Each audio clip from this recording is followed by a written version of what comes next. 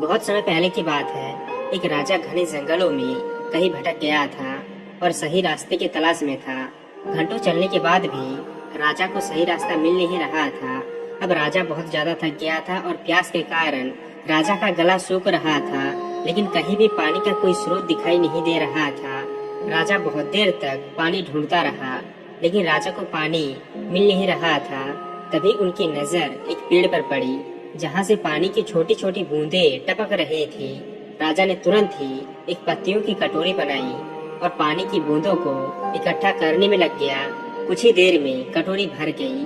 अब राजा जैसे ही पानी पीने जा रहा था, तभी एक तोते ने पानी गिरा दिया। राजा को बड़ा गुस्सा आया। राजा फिर से उस कटोरी में पानी की बूंदें इकट्ठा करने में लग गया। थोड़ी ही देर में कटोरी भर गई। अब राजा जैसे ही पानी पीने जा रहा था, तभी उस तोते ने फिर से पानी गिरा दिया। तोते की इस हरकत से राजा गुस्से से आग बबूला हो गया और तुरंत ही अपनी कमर से तलवार निकाली और उस तोते पर वार किया। तोता तुरंत मर गया।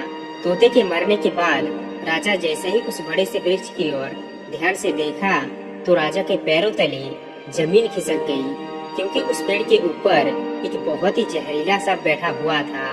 और वह पानी नहीं, बल्कि उस सांप की लार थी जो ऊपर से टपक रही थी। यह सब देखकर राजा को बड़ा दुख हुआ। राजा अफसोस करने लगा कि जो तोता राजा की जान बचा रहा था, वह उसे ही मार दिया।